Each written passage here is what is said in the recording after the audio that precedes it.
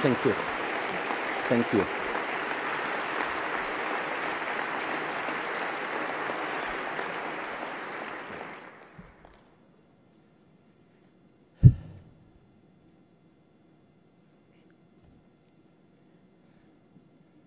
I am thrilled, confused, and moved to be with you here in this hopeful event with tears of pain, grief, happiness, but most important is hope. As a Palestinian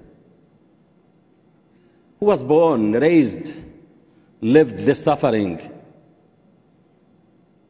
I am proud of being here and would love for seconds if my daughters to come out from their grave and to see that their blood is not waste or futile. It can make a difference. This is a moment in which every one of us, every individual, must relieve himself from all of the otherness and wear just the robe of humanity. We need to live the human values. That's what is needed. As a Muslim with faith, I swore to God and to my daughters not to relax or rest, because I believe I will meet them one day, and I want to meet them with the gift to bring them the justice and others justice.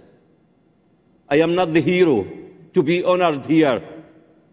The heroes are my daughters and other innocent people who paid the price and who became numbers during the craziness of this world. In a time when Gazans became numbers, 100, 200, human being are a human being. And when we start to defend our values, that a human being, they have faces, names, hopes, that's the values we need to defend.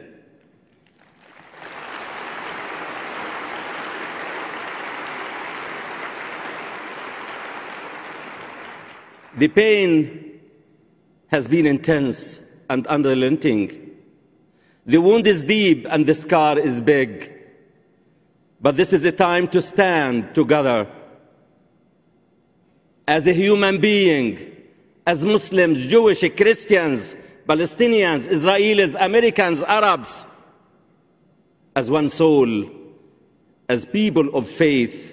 We must not allow ourselves to give in to our pain and anger. We must show that none is ignored or considered unworthy of a secure and prosperous life. I believe to overcome our mutual problems peacefully, we have to change course without bowing our heads to anyone, and realize that there can't be a solution or peace that would be good and just for one, and can't be imposed by force.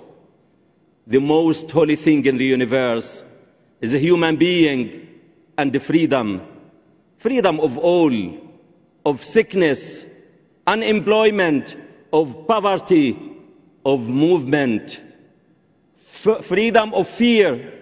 We all were born free, and we must run a normal, free life and get rid from it free.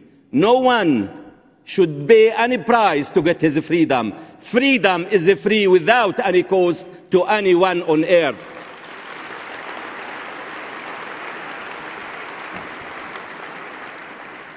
As you see, the 2011 witnessed dramatic and unexpected changes in the world system. and send a clear message and a strong one to all leaders that people's patience has limitations and it is not endless or infinite. The nations started to wake up and they used anesthetic drug to oppress the people is invalid anymore and not working anymore. Grandma Moses said, life is what we make it. Always has been, always will be. It's good that we are here meeting, speaking from goodwill. But as Martin Luther King said, our lives begin to end the day we become silent about things that matter. In the end, we will remember not the words of our enemies, but the silence of our friends and the brothers. What can be done? We need to ask ourselves this question. What kind of a world do we want for us and our children to live in? I can say to you, you can do a lot. Don't underestimate your action. You can support justice for all by speaking loudly to your family, friends, and community. You can vote regressive politicians out of office, and it's time to get them out.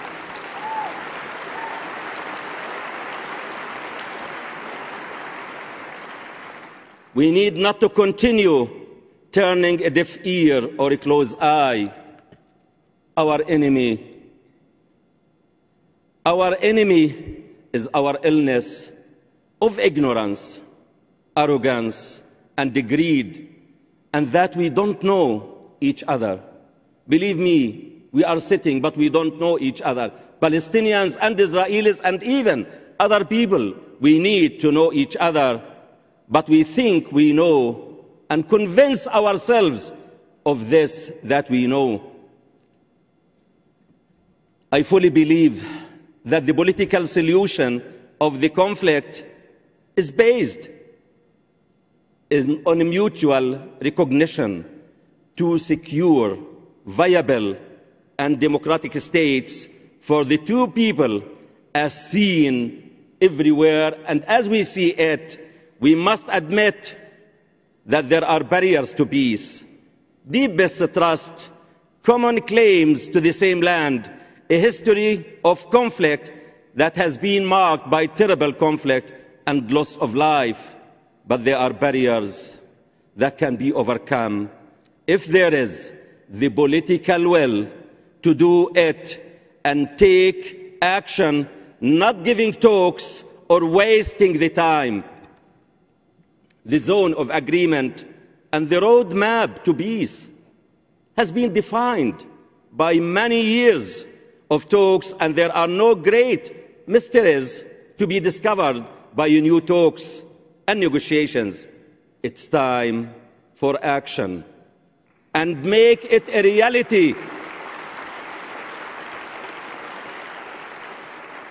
To recognize the rights of the other and to build for the future. We must not generalize and say the leaders are the barriers, but we must be precise and specific. Which leaders? How many people should be killed?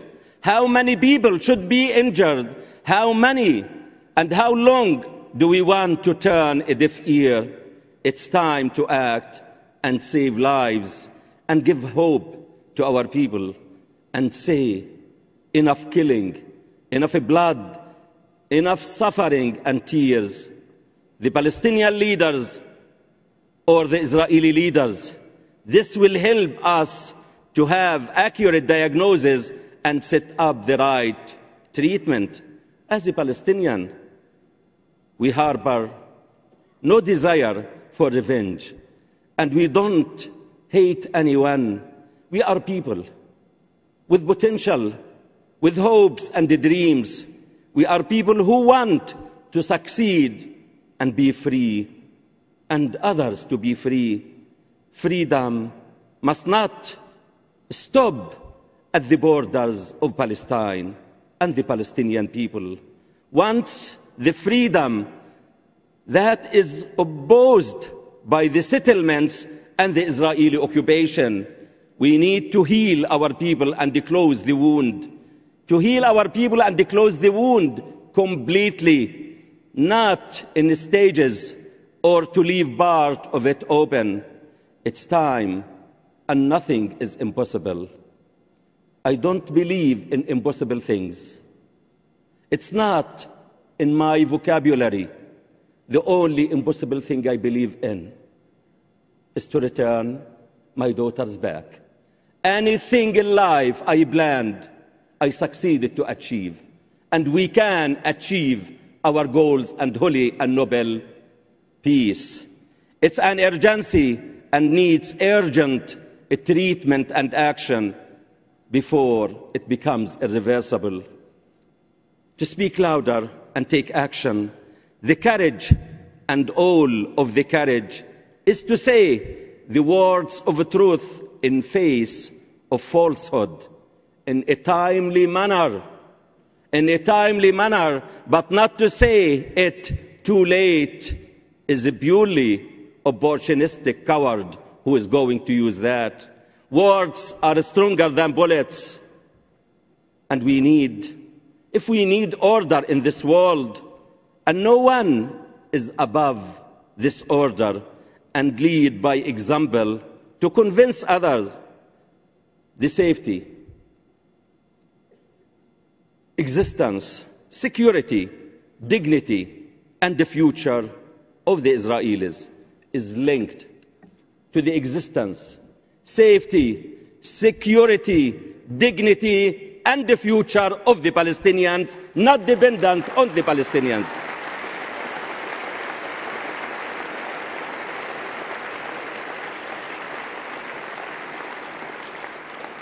We need leaders whose eyes are focused on their nations, on the unemployed, on the poor, on the homeless, to give hope. We don't want leaders whose eyes on the next election and their positions.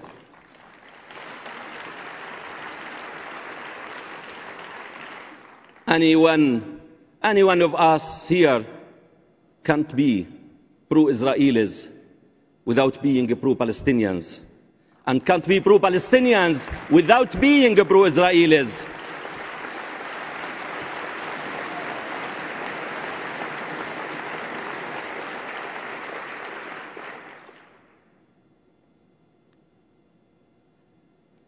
After the disappointment and the frustration of the years since Oslo, it's of course easy to throw up our hands.